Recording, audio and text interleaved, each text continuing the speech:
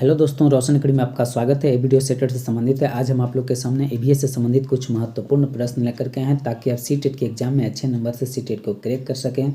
तो गाइज यहाँ पर देख सकते हैं, आज हम पर्यावरण अध्ययन से संबंधित कुछ महत्वपूर्ण प्रश्न प्रीवियस ईयर से संबंधित जो भी क्वेश्चंस हैं उससे हम बात करेंगे और जो भी कॉन्सेप्ट होगा आपको क्लियर करते जाएंगे ताकि आप अच्छे से सीटेट के एग्जाम में स्कोर कर सकें। तो गाइज, अगर आप मेरे चैनल पर नए हैं तो चैनल को सब्सक्राइब करके बेल आइकन को दबा लें ताकि आपको सबसे पहले नोटिफिकेशन प्राप्त हो और अपने दोस्तों के पास अधिक से अधिक शेयर करें ताकि आपके दोस्त भी इस वीडियो के माध्यम से अच्छे से स्कोर कर सकें और कॉन्सेप्ट को क्लियर कर सकें।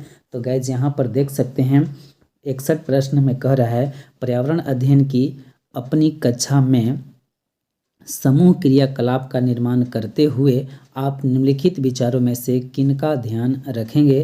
पहला ए में है बच्चों की रुचियों का ध्यान हो, बी में लड़कों और लड़कियों को समान रूप से रुचिकर लगे, सी इसमें मूल्यवान सामग्री लगी हो, डी में कहता है सभी धार्मिक और सांस्कृतिक पृष्ठभूमि के बच्चों को रुचिकर लगे। तो आप लोग ऑप्शन चुनेंगे, कौन सा ऑप्शन सही होगा। पहला, दूसरा, तीसरा, चौथा, इसमें से कौन होगा, आप लोग आंसर करेंगे। तो चलिए हम आंसर करते हैं। इसमें कह रहा है कि सामूहिक क्रियाकलाप का निर्माण, पर्यावरण अध्ययन की अपनी कक्षा में सामूहिक क्रियाकलाप के निर्माण की बात कहा जा रहा है। तो आपको ए में कह रहा है कि बच्चों की रुचियों का ध्यान हो, ये तो आपका सही है। बी कहता है लड़कों और लड़कियों को समान रूप से रुचिकर लगे, ये भी आपका सही है। सी कहता है इसमें मूल्यवान सामग्री लगी हो, तो इसमें मूल्यवान सामग्री से कोई संबंधित नहीं है, इसलिए आपका ये गलत हो जाएगा। डी कहता है सभी धार्मिक और सांस्कृतिक पृष्ठभूमि के बच्चों को रुचिकर लगे, तो ये आपका सही है। यानी आपका ऑप्शन नंबर कितना हो जाएगा, दूसरा, क्योंकि ए बी डी आपका सही है तो इसलिए आपका दूसरा ऑप्शन सही हो जाएगा। चलिए आगे देखते हैं, आगे क्या है।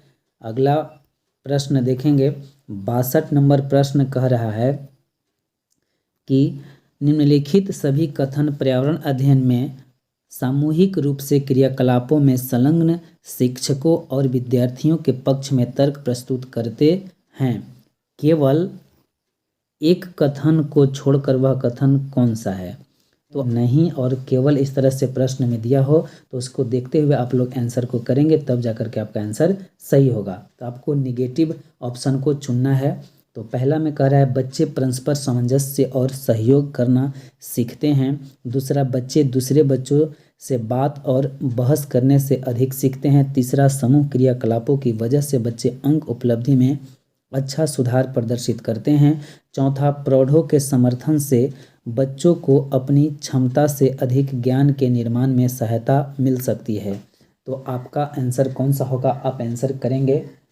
तो चलिए हम इसका आंसर देखते हैं कौन सा होगा। तो इसका आंसर आपका हो जाएगा चौथा, प्रौढ़ों के समर्थन से बच्चों की अपनी क्षमता से अधिक ज्ञान के निर्माण में सहायता मिल सकती है। तो प्रौढ़ों के समर्थन से बच्चों को इसमें कोई लेना देना नहीं है इस प्रश्न के हिसाब से।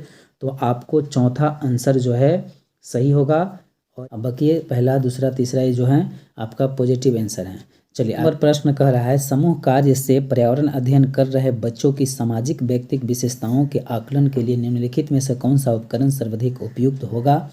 पहला, दत्त कार्य, दूसरा, कागज पेंसिल परीक्षण, तीसरा, मौखिक प्रश्न, चौथा, निर्धारण मापनियाँ। तो आप लोग कमेंट में आंसर करेंगे इसका क्या आंसर होगा। तो चलिए इसका आंसर तीसरा हो जाएगा, मौखिक प्रश्न, क्योंकि कह रहा है सामूहिक कार्य पर्यावरण अध्ययन कर रहे बच्चों की सामाजिक व्यक्ति विशेषताओं के आकलन की बात कही जा रही है, इसलिए आपका मौखिक प्रश्न सही होगा। क्योंकि मौखिक प्रश्नों के माध्यम से ही बच्चे सामाजिक व्यक्तिगत विशेषताओं का आकलन किया जा सकता है और बाकी जो ऑप्शन है सभी ऑप्शन लिखने की क्षमता का आकलन करता है। दत्त कार्य, कागज पेंसिल परीक्षण, निर्धारित मापनियाँ जो है लिखने की क्षमता का आकलन इससे होता है। तो 64 नंबर प्रश्न देखेंगे। कह रहा है नीचे पौधे के बारे में बच्चों के कुछ सहजानुभूत विचार दिए गए हैं, इनमें से कौन सा विचार वैज्ञानिक दृष्टि से ठीक है। पहला, कुछ सब्जियां फल होती हैं। दूसरा, बीज किसी पौधे का हिस्सा नहीं होते। तीसरा, गाजर और बंद गोभी पौधे नहीं हैं। चौथा, घास पौधा नहीं है। तो आप लोग आंसर करेंगे, इसका आंसर क्या होगा। तो चलिए इसका आंसर हो जाएगा पहला, कुछ सब्जियां फल होती है।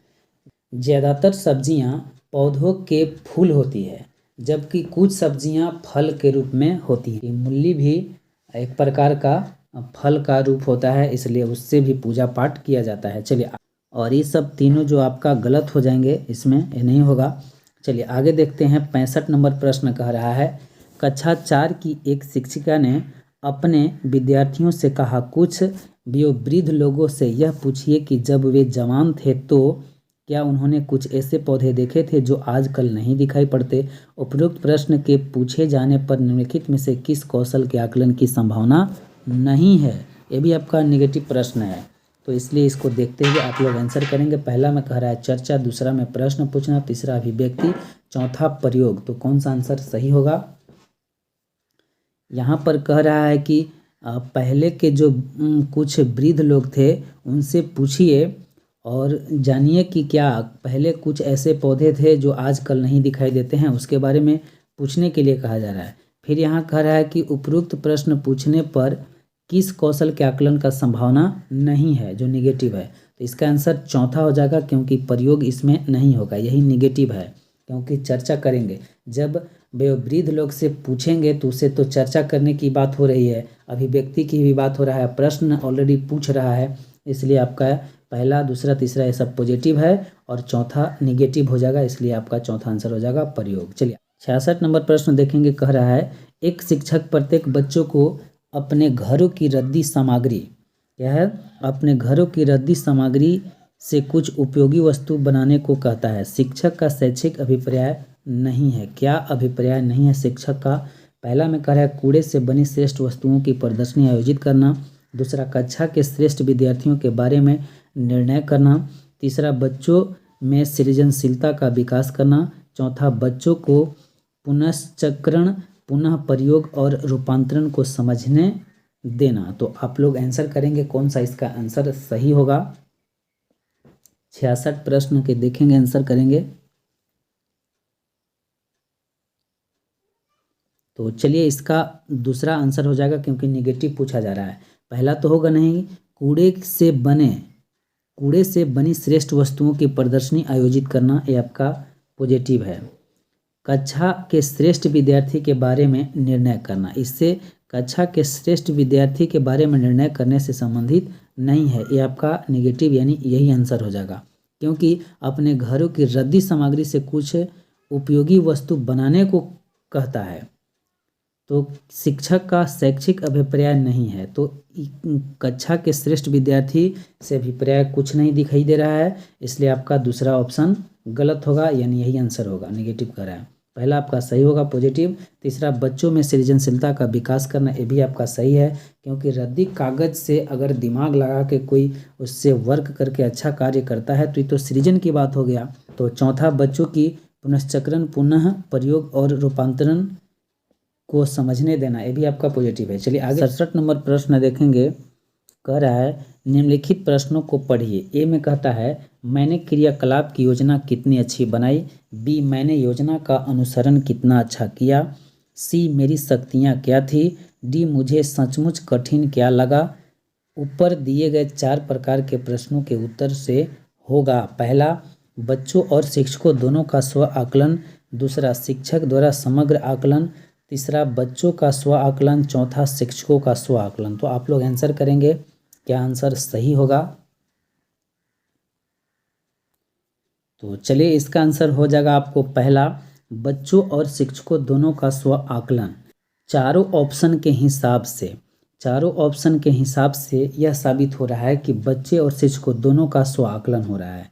दूसरा कह रहा है शिक्षकों द्वारा समग्र आकलन, तो शिक्षकों का समग्र आकलन ये केवल नहीं हो रहा है, बच्चों का स्व आकलन ये भी नहीं हो रहा है, शिक्षकों का स्व आकलन ये भी नहीं हो रहा है। ये तीनों दूसरा, तीसरा, चौथा ये कोई नहीं हो रहा है, लेकिन पहला इसमें हो रहा है। बच्चों और शिक्षकों दोनों का स्व आकलन इस चारों प्रश्न के हिसाब से हो रहे हैं, इसलिए आपका आंसर पहला हो जाएगा। क्योंकि छात्रों से प्रश्न इसलिए पूछे जाते हैं ताकि अध्यापक को यह मालूम हो सके कि छात्रों ने अध्ययन को कितनी अच्छी तरह से समझा है, ताकि महत्वपूर्ण बिंदु को अलग करके उस पर विशेष बल देकर छात्र को धारणा शक्ति को और अधिक मजबूत किया जा सके। इसीलिए इस तरह से प्रश्न छात्रों से पूछे जाते हैं। चलिए आगे देखते हैं। 68 नंबर प्रश्न क्या कहता है।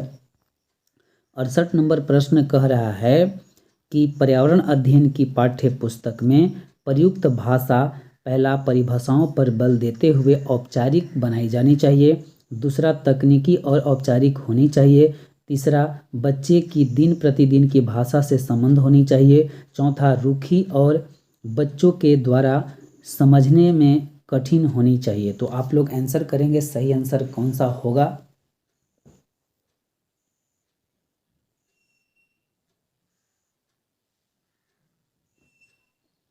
तो चलिए इसका आंसर हो जाएगा आपका तीसरा। अब तीसरा कैसे होगा वो भी हम लोग समझ लेंगे। पर्यावरण अध्ययन की पाठ्य पुस्तक में प्रयुक्त भाषा की बात कहा जा रहा है। तो पहला कह रहा है परिभाषाओं पर बल देते हुए औपचारिक बनाई जानी चाहिए। तो परिभाषा ऐसे ही निगेटिव शब्द होते हैं, इसलिए तो ऐसे होगा नहीं। और बल देने की बात कहा जा रहा है, इसलिए आपका पहला नहीं होगा। दूसरा कह रहा है तकनीकी और औपचारिक होनी चाहिए, तो ये भी आपका नहीं होगा, क्योंकि तकनीकी और औपचारिक नहीं होनी चाहिए। तीसरा कह रहा है बच्चे की दिन प्रतिदिन की भाषा से संबंध होनी चाहिए, तो ये आपका सही है, क्योंकि पर्यावरण अध्ययन की पाठ्य पुस्तक में दिन प्रतिदिन की भाषा से संबंधित होनी चाहिए, ये आपका सही है। चौथा कह रहा है रूखी और बच्चों के द्वारा। रूखी और बच्चा क्या, इसमें ऐसे ही गलत हो गया, ये भी नहीं होगा, तो ये आपका चौथा भी गलत होगा, इसलिए आपका तीसरा ऑप्शन सही होगा। क्योंकि कोई भी पाठ्य पुस्तक की सरल एवं समझने योग्य होना चाहिए और वैसे शब्दों का प्रयोग होना चाहिए जो दिन प्रतिदिन की भाषा से संबंधित हो। पाठ्य पुस्तक का भाषा सरल एवं समझने योग्य होना चाहिए। तो आप लोग समझ गए होंगे। चलिए आगे देखते हैं। अगला प्रश्न देखते हैं 69 नंबर प्रश्न। एक शिक्षक अपने विद्यार्थियों को विभिन्न पशुओं के चित्र देता है और उस पशुओं पर रंग भरने को कहता है जो हमारे घरों में नहीं रहते। इस क्रियाकलाप का उद्देश्य है, पहला ए में है सृजनात्मकता का विकास करना, बी अवलोकन का विकास करना, सी वर्गीकरण कौशल का विकास करना, डी में कहता है डाटा संग्रहण का विकास करना। तो आप सही उत्तर करेंगे कि पहला होगा, दूसरा होगा, तीसरा, चौथा कौन होगा, आप लोग आंसर करेंगे। जैसे प्रश्न में कह रहा है कि शिक्षक क्या करते हैं कि कई पशु के चित्र दे देते हैं और बच्चों को कहते हैं कि जो आपके घर में पशु होते हैं उसको छोड़ करके बाकी सभी को पेंट कर देना है, रंग देना है, उसमें रंग भर देना है। तो इसके हिसाब से आखिर कौन से क्रियाकलाप का उद्देश्य है, यह कौन से क्रियाकलाप का उद्देश्य है, क्या क्रियाकलाप बच्चे करेगा, इससे क्या होगा, उसके बारे में पूछा जा रहा है। तो ए में कह रहा है सृजनात्मकता का विकास होगा, तो बिल्कुल सही है, बच्चे में सृजनात्मकता का विकास होगा। अवलोकन का विकास करना, तो ये भी होगा, आपका अवलोकन का भी विकास करना होगा इससे संबंधित। सी कह रहा है वर्गीकरण कौशल का विकास करना, तो ये भी आपका होगा। डी कह रहा है डाटा संग्रह का विकास करना, तो ये आपका गलत हो जाएगा, क्योंकि डाटा संग्रह का विकास करना इससे संबंधित कुछ ऐसे नहीं दिखाई दे रहे हैं, इसलिए आपका ए बी सी आंसर हो जाएगा। ए बी सी कौन में है, तो तीसरा ऑप्शन सही हो जाएगा, ए बी सी, और डी आपका गलत है। 70 नंबर प्रश्न देखेंगे। कह रहा है कि पर्यावरण अध्ययन के पाठ्यक्रम जिससे 6 उप विषयों के चतुर्दिक निर्मित किया गया है में पौधे और पशु को जानबूझकर परिवार और मित्र उप विषय के अंतर्गत सम्मिलित किया गया है। इसके लिए निम्नलिखित में से एक कारण को छोड़कर शेष सभी कारण हो सकते हैं, वह एक कारण कौन सा है। पहला में है विद्यार्थियों को विज्ञान के दृष्टिकोण से पौधे और पशुओं को समझने में सक्षम बनाना। दूसरा, सामाजिक और सांस्कृतिक संदर्भ में पौधे और पशुओं के स्थान निर्धारित करने में विद्यार्थियों को सहायता करना। तीसरा, इस बात को उभारना कि किस प्रकार मनुष्य एक दूसरे से घनिष्ठ संबंधों को साझा करते हैं। चौथा, इस बात को उभारना कि किस प्रकार कुछ समुदायों के जीवन और आजीविकाएं विशेष पशुओं या पौधे से घनिष्ठ रूप से जुड़े हैं। तो आप लोग आंसर करेंगे, कौन सा आंसर सही होगा 70 के। तो चलिए इसका आंसर हो जाएगा पहला 70 के, विद्यार्थियों को विज्ञान के दृष्टिकोण से पौधे और पशुओं को समझने में सक्षम बनाना। सामाजिक और सांस्कृतिक संदर्भ में पौधे और पशुओं के स्थान निर्धारित करने में विद्यार्थियों की सहायता करना। इससे संबंधित दूसरा होगा ही नहीं, इसलिए आपका ऐसे ही गलत हो जाएगा दूसरा। तीसरा कह रहा है कि इस बात को उभारना कि किस प्रकार मनुष्य एक दूसरे से घनिष्ठ संबंधों को साझा करता है। तीसरा भी नहीं होगा। चौथा, इस बात को उभारना कि किस प्रकार कुछ समुदायों के जीवन और आजीविकाएं विशेष पशुओं या पौधों से घनिष्ठ संबंध रूप से जुड़े हैं। तो ये भी आपका नहीं होगा, चौथा भी नहीं होगा। तो आपका आंसर पहला हो जाएगा, विद्यार्थियों को विज्ञान के दृष्टिकोण से पौधे और पशुओं को समझने में सक्षम बनाना। 71 नंबर प्रश्न देखेंगे, कह रहा है पर्यावरण अध्ययन के शिक्षण अधिगम में सर्वेक्षण का उद्देश्य है ए समुदाय के साथ अन्योन्य क्रिया का अवसर प्रदान करना, बी बच्चों को विभिन्न लोगों के प्रति संवेदनशील बनाना, सी सूचना को प्रत्यक्ष प्राप्त करने का अवसर प्रदान करना, डी आकलन के एक अवसर के रूप में इनका उपयोग करना। उपरोक्त में से कौन से सही है? पहला ए सी डी, दूसरा ए बी सी डी, तीसरा ए बी सी, चौथा ए बी डी। तो कौन सा आंसर सही होगा आप लोग आंसर करेंगे।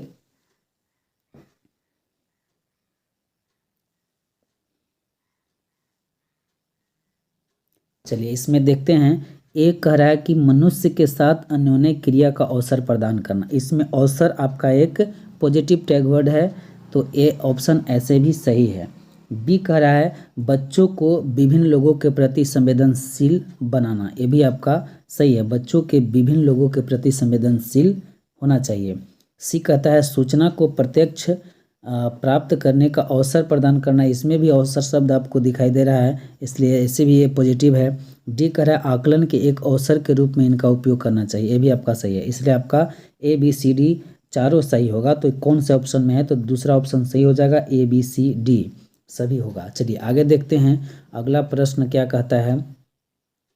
अगला प्रश्न कुछ निर्देश है जो प्रश्न संख्या 72 से 74 तक इससे संबंधित आपको प्रश्न है, तो उसको करने हैं। कह रहा है कि निम्नलिखित अवतरण पर आधारित है।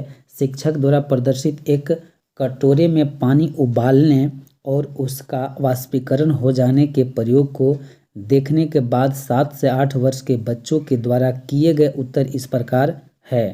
पानी गुम हो गया, इसके बाद कटोरे ने पानी को सोख लिया, आग ने पानी पी लिया, भगवान ने पानी पी लिया। इस तरह से बच्चे के प्रश्न मन में बनते हैं, उसी के बारे में कह रहा है।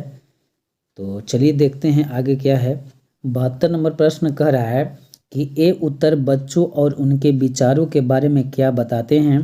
पहला वाष्पीकरण के बारे में बच्चों के विकल्पी विचार है। दूसरा बच्चों के उत्तर तर्कसंगत नहीं है। तीसरा बच्चों की सोच गलत है। चौथा बच्चे अच्छा अवलोकन नहीं कर पाते। तो आप लोग आंसर करेंगे, इसका आंसर कौन सा सही होगा 72 के। तो चलिए इसका हम आंसर करते हैं। तो इसका आंसर आपका पहला हो जाएगा, वाष्पीकरण के बारे में बच्चों के विकल्पी विचार है। यही आपका सही होगा, क्योंकि उत्तर से वाष्पीकरण के बारे में बच्चों की विकल्पी विचारों का ज्ञान होता है, इसलिए आपका वाष्पीकरण के बारे में बच्चों को विकल्पी विचार है। तो आपका पहला आंसर हो जाएगा। चलिए अगला देखते हैं। अगला क्या कर रहा है, 73 नंबर प्रश्न देखेंगे। कर रहा है शिक्षक को इन उत्तरों का सामना किस प्रकार करना चाहिए। पहला बच्चों को बता दे कि वे गलत है। दूसरा जल चक्र का एक मानक चार्ट प्रदर्शित करें। तीसरा वाष्पीकरण की परिभाषा दें और बच्चों को उसे याद रखने के लिए कहें। चौथा उन्हें विचारों तक पुनः पहुंचने के लिए एक चर्चा प्रारंभ करें। तो आप लोग आंसर करेंगे, इसका क्या आंसर सही होगा 73 नंबर प्रश्न के।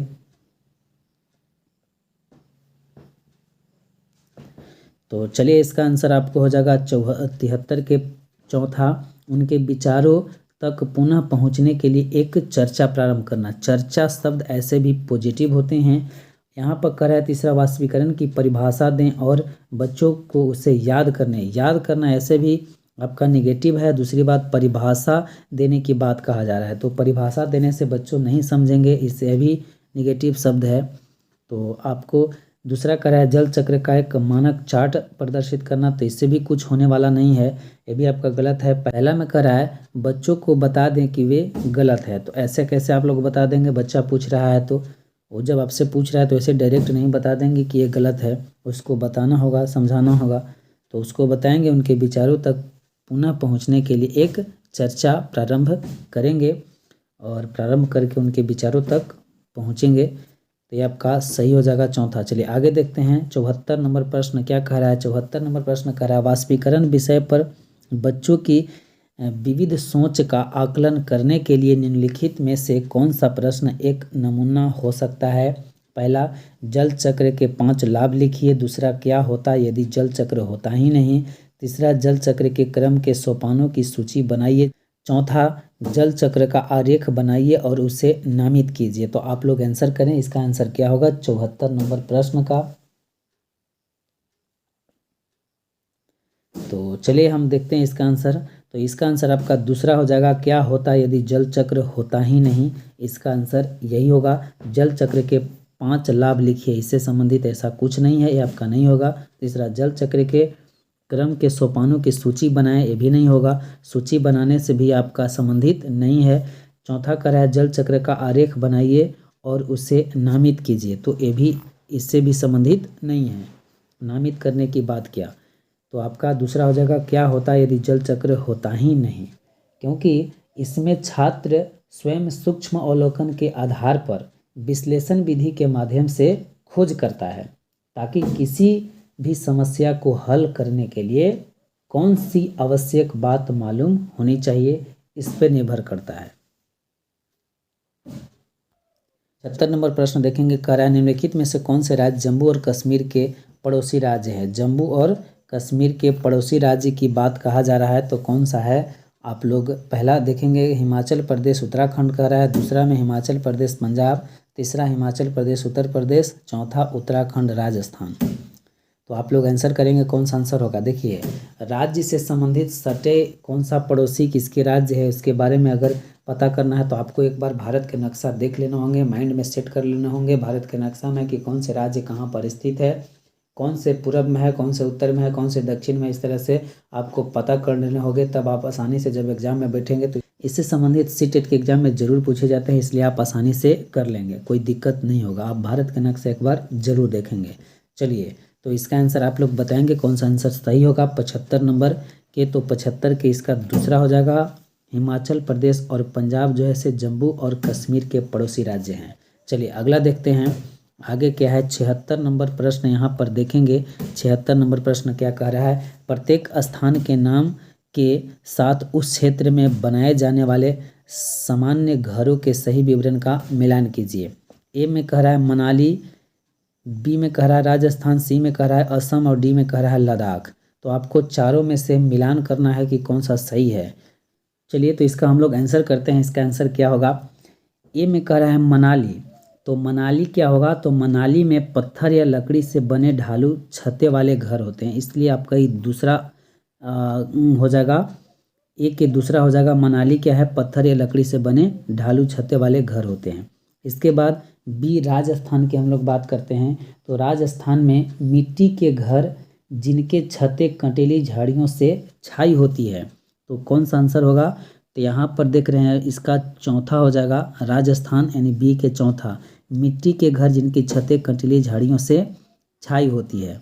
इसके बाद असम, असम में क्या होगा, असम के बारे में हम लोग समझेंगे। तो असम में बांस के खंभों पर बने ऊंचे उठे हुए घर होते हैं, सी वाला जो है असम का। तो इसमें कौन सा होगा, तो बांस के खंभों पर बने ऊंचे उठे हुए घर होते हैं, तो सी का आपका पहला हो जाएगा, बांस के खंभों पर बने ऊंचे उठे हुए घर होते हैं। इसलिए कि असम में ज़्यादा बारिश होती है, तो बारिश होने की वजह से इतना ऊंचा उठा करके खंभा पर घर बनाया जाता है ताकि बारिश की पानी घर में न घुस सके, इसलिए बनाया जाता है। चलिए आगे देखते हैं। डी का कह रहा है लद्दाख, लद्दाख के बारे में हम लोग समझते हैं। लद्दाख में होता है कि पत्थर के बने घर जिसके फर्श और छतें लकड़ी की बनी होती हैं। डी के क्या हो जाएगा, चौथा, पत्थर के बने घर जिनके फर्श और छतें लकड़ी की बनी होती है। तो आप लोग आंसर कौन सा होगा आप लोग चुनेंगे। तो चलिए इसका आंसर हो जाएगा तीसरा, यानी ए के दूसरा, बी के चौथा, सी के पहला और डी के पांचवा आंसर हो जाएगा, यानी तीसरा ऑप्शन सही है। चलिए आगे देखते हैं अगला प्रश्न 77 नंबर प्रश्न देखेंगे क्या कह रहा है। कह रहा है 77, पशुओं की त्वचा पर विभिन्न पैटर्न डिजाइन होते हैं। पहला, उस जलवायु के कारण होते हैं जिसमें वे रहते हैं। दूसरा, उनकी शारीरिक शक्ति को इंगित करते हैं। तीसरा, परावर्तित प्रकाश के कारण होते हैं। पशु जो होते हैं या जंतु ऐसे स्थान पर रहना पसंद करते हैं जो उनके लिए अनुकूल हो। पशुओं पर पैटर्न यानी डिजाइन की बात कहा जा रहा है तो वह जलवायु के कारण होता है, इसलिए ऑप्शन आपका पहला हो जाएगा, उस जलवायु के कारण होते हैं जिसमें वे रहते हैं, तो इसलिए आपका ऑप्शन नंबर 1 हो जाएगा आंसर। चलिए अगला देखते हैं, अगला क्या कह रहा है। 78 नंबर प्रश्न पर हम लोग चलते हैं। 78 नंबर प्रश्न कह रहा है, जो व्यक्ति जंगल में कम से कम 25 वर्षों से रह रहे हैं उनका उस जंगल भूमि पर और उसमें पैदा होने वाली वस्तुओं पर अधिकार है। यह जनादेश किसके द्वारा दिया गया है। पहला, संविधान, अनुसूचित जाति आदेश संशोधन विधेयक 2012। दूसरा, भारतीय जंगल अधिनियम 1927। तीसरा, जंगल अधिकार अधिनियम 2007। चौथा, भूमि अधिग्रहण अधिनियम 1894। तो आप लोग आंसर करें कौन सा आंसर होगा 78 नंबर के।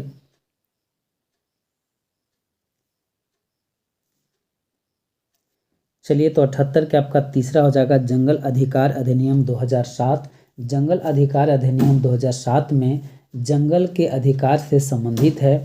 79 नंबर प्रश्न देखेंगे, कह रहा है निम्नलिखित में से मच्छरों द्वारा फैलने वाले रोगों का समुच्चय कौन सा है। पहला, मियादी बुखार, हैजा, चिकनगुनिया। दूसरा, मलेरिया, HIV एड्स, डेंगू। तीसरा, HIV एड्स, हैजा, डेंगू। चौथा, डेंगू, मलेरिया, चिकनगुनिया। तो आप लोग आंसर करेंगे कौन सा आंसर सही होगा। तो चलिए इसका आंसर करते हैं। पहला में कह रहा है मियादी बुखार, हैजा। हैजा मच्छरों के काटने से फैलता नहीं है, हैजा फैलता है दूषित पानी पीने से या दूषित पानी के द्वारा। दूसरा कह रहा है मलेरिया, HIV एड्स, डेंगू। तो इसमें HIV एड्स नहीं होगा, क्योंकि HIV एड्स तो तब होता है जब किसी दूसरे से शारीरिक संबंध बनाने से या दूसरे के इंजेक्शन के इस्तेमाल से HIV एड्स होता है। तीसरा कह रहा है HIV एड्स, तो ये भी नहीं होगा, इसमें भी HIV एड्स है। चौथा कह रहा है डेंगू, मलेरिया, चिकनगुनिया। तो ये आपका सही आंसर हो जाएगा चौथा, मच्छरों के काटने से कौन से रोग फैलता है, तो डेंगू, मलेरिया, चिकनगुनिया होता है। चलिए आगे देखते हैं, 80 नंबर प्रश्न देखेंगे। 80 नंबर प्रश्न में कह रहा है कि घटपर्णी पौधा जिसको हम लोग निपेंथिस कहते हैं, पहला में कह रहा है का मुंह छोटी छोटी कांटियों से ढका होता है। दूसरा, भारत में नहीं पाया जाता। तीसरा, मेढकों, कीड़े मकोड़ों और चूहों को चालाकी से फंसाकर खा जाता है। चौथा, कीड़े मकोड़े को आकर्षित करने के लिए उच्च त्वरण ध्वनियाँ निकालता है। तो आप लोग आंसर करेंगे कौन सा आंसर सही होगा। ये आपका EVS से प्रश्न पूछा गया है, जो NCERT के बुक पढ़ लिए होंगे उनके लिए बल्ले बल्ले होगा, इसलिए आप लोग NCERT की बुक पढ़ना न भूलें। आपको 3 और 4 क्लास का करा दिया गया है, आपको वो भी आपको 2-4 दिन में हम करा देंगे। क्लास 5 का आप देख लेंगे, उसमें निपेंथिस के बारे में बताया जाएगा, और आप लोग NCERT का ज़रूर से ज़रूर पढ़ें। तो चलिए इसका आंसर क्या हो जाएगा 80 के। तो 80 का आपका तीसरा आंसर हो जाएगा मेढकों, कीड़े मकोड़े और चूहों को चालाकी से फंसाकर खा जाता है निपेंथिस पौधे जो होते हैं, जिसको हम लोग घटपर्णी पौधा भी कहते हैं। इसमें त्वरण ध्वनि, त्वरण यानी ध्वनि की बात कहा जा रहा है, तो इससे संबंधित कुछ ऐसा नहीं है, गलत आपको भरमाने के लिए ऑप्शन दिया गया है। त्वरण ध्वनि नहीं निकालता है निपेंथिस। पहला कह रहा है का मुंह छोटी छोटी कंटियों से ढका होता है, तो ऐसा कुछ नहीं है कि कंटियों से ढका होता है। भारत में नहीं पाया जाता है, तो भारत में पाया जाता है, ये भी आपका गलत हो जाएगा, इसलिए ऑप्शन आपका सही हो जाएगा तीसरा। चलिए आगे देखते हैं आगे क्या है। चलिए आगे देखते हैं 81 नंबर प्रश्न यहाँ पर देखेंगे। कह रहा है नीचे दिए गए खाद्य पदार्थों के किस समुच्चय में लौह तत्व प्रचुर मात्रा में होता है। पहला, आंवला, पालक, गुड़। दूसरा, आंवला, पालक, आलू। तीसरा, आंवला, आलू, टमाटर। चौथा, बंद गोभी, भिंडी, गुड़। इसमें लौह तत्व की मात्रा ज़्यादा होते हैं, प्रचुर मात्रा में होता है, लौह तत्व की मात्रा प्रचुर मात्रा में होता है। तो चलिए इसका आंसर करते हैं। तो इसका आंसर आपका पहला हो जाएगा, आंवला पालक गुड़ में सबसे ज़्यादा लौह तत्व के प्रचुर मात्रा होता है। चलिए आगे देखते हैं, अगला क्या कह रहा है। 82 नंबर प्रश्न में कह रहा है, हमारे देश के लगभग सभी भागों में मिर्च का उपयोग भोजन पकाने में किया जाता है। हमारे देश में मिर्च को लाने वाले व्यवसायी आए थे। पहला उज्बेकिस्तान से, दूसरा दक्षिण अमेरिका से, तीसरा अफगानिस्तान से, चौथा ऑस्ट्रेलिया से। तो आप लोग आंसर करेंगे, कौन सा आंसर सही होगा। तो चलिए इसका आंसर हो जाएगा दूसरा, दक्षिण अमेरिका से। हमारे देश के लगभग सभी भागों में मिर्चा का उपयोग भोजन पकाने के लिए किया जाता था। हमारे देश में मिर्चा को लाने वाले व्यवसायी आए थे। कहाँ से आए थे? तो दक्षिणी अमेरिका से मिर्चा के व्यवसायी आए थे। मिर्चा को सबसे पहले मैक्सिको में उगाया जाता था, जो कि दक्षिणी अमेरिका देश है। बहुत सारे मिर्चा उत्पादन करने वाले कृषक विश्व के अन्य भागों में फैले हैं। इसी के क्रम में 16वीं शताब्दी में पुर्तगालियों के द्वारा मिर्चा भारत में लाया गया। तो चलिए आगे देखते हैं, आगे क्या है।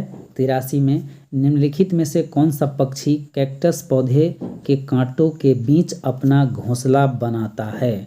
तो पहला में शक्करखेरा, दूसरा में बयात, तीसरा में कलचिड़ी, चौथा में फाख्ता।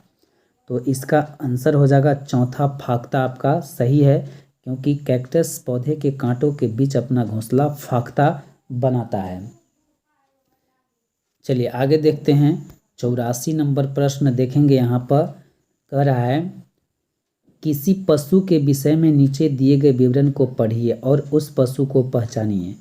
यह भालू जैसा दिखता है परंतु भालू नहीं है। यह दिन के लगभग 17 घंटे वृक्षों की शाखाओं से उल्टे लटक कर सोता है। यह जिस वृक्ष पर रहता है उसी वृक्ष की पत्तियां खाता है। यह लगभग 40 वर्ष तक जीवित रहता है। पहला लंगूर, दूसरा चिंपैंजी, तीसरा पैंडा, चौथा स्लॉथ। कौन सा आंसर इसका सही होगा? आप लोग आंसर करेंगे।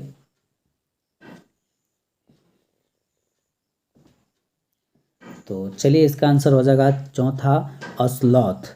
स्लॉथ जो है वो दक्षिण अमेरिका में रहने वाला शाकाहारी जीव है। अधिकतर उल्टा पेड़ों पर लटकता है और यह शांत जीव है। यह लगभग 17 घंटे तक वृक्षों की शाखाओं पर उल्टे लटका रहता है। यह लगभग 40 वर्ष तक जीवित रहता है। इसका जीवन काल कितना है? 40 वर्षों तक। तो आप लोग एनसीईआरटी के बुक पढ़ लेंगे तो आप समझ लेंगे। आप लोग एनसीईआरटी के बुक जरूर पढ़ें। 85 नंबर प्रश्न कह रहा है, नीचे दिए गए जीवों के समूहों में से किसकी दृष्टि श्रेष्ठ होती है तथा वे मनुष्यों की तुलना में 4 गुनी अधिक की वस्तुओं को देख सकते हैं?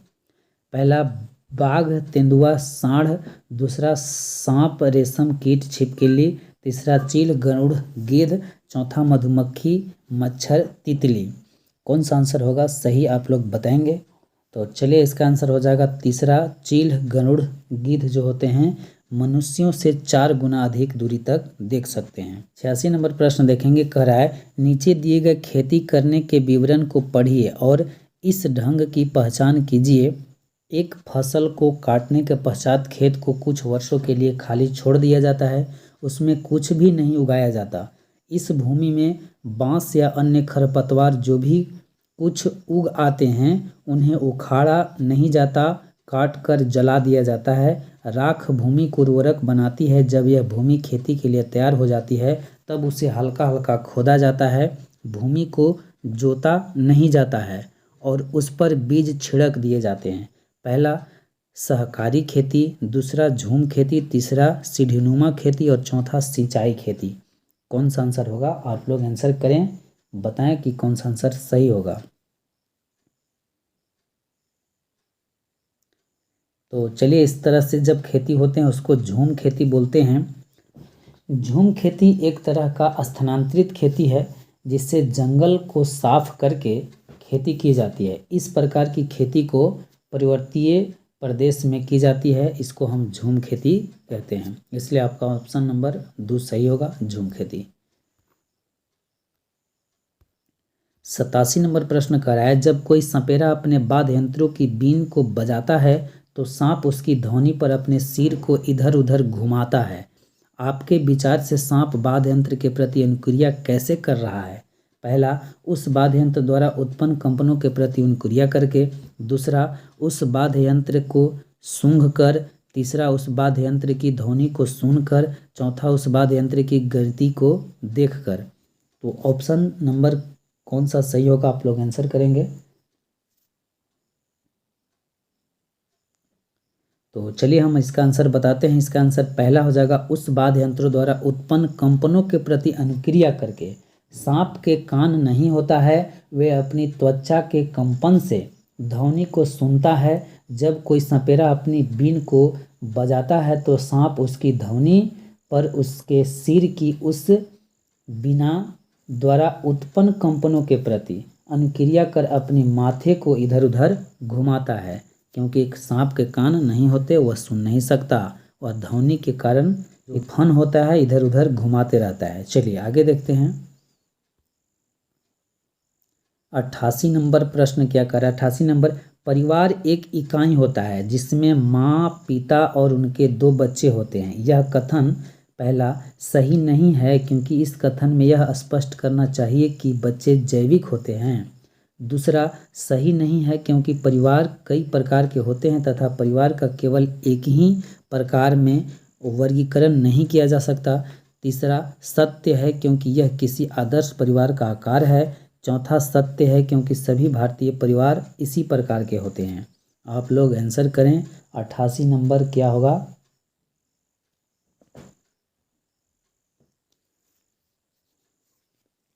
तो चलिए इसका आंसर हो जाएगा दूसरा, सही नहीं है क्योंकि परिवार कई प्रकार के होते हैं तथा परिवार का केवल एक ही प्रकार में वर्गीकृत नहीं किया जा सकता है। परिवार एक इकाई होता है जिसमें माँ, पिता और उनके 2 बच्चे होते हैं। यह कथन क्या है? तो दूसरा हो जाएगा आंसर, सही नहीं है, यह कथन गलत है क्योंकि परिवार कई प्रकार के होते हैं तथा परिवार का केवल एक ही प्रकार में वर्गीकृत नहीं किया जा सकता है।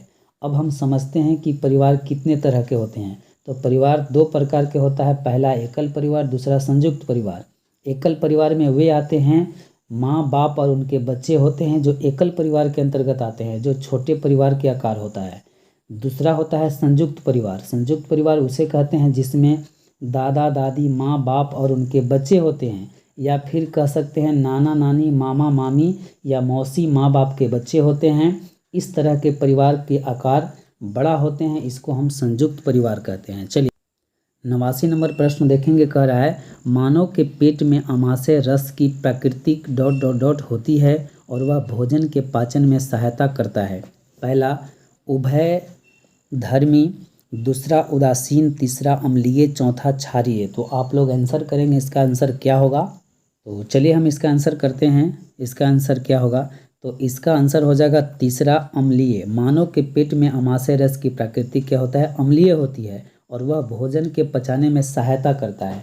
मानव के पेट में स्रावित होने वाली आमाशय जो होता है, आमाशय रस जो होता है, वो प्राकृतिक अम्लीय होती है। यह भोजन को पचाने में सहायता करता है, साथ ही पेट में क्षारीयता को संतुलित भी करता है। 90 नंबर प्रश्न कह रहा है, कक्षा 3 के एक शिक्षक ने अपने बच्चों को निम्नलिखित पेड़ पौधों की पत्तियों को विभिन्न वर्गों में वर्गीकृत करने को कहा, जैसे नींबू, आम, तुलसी, पुदीना, नीम, केला आदि।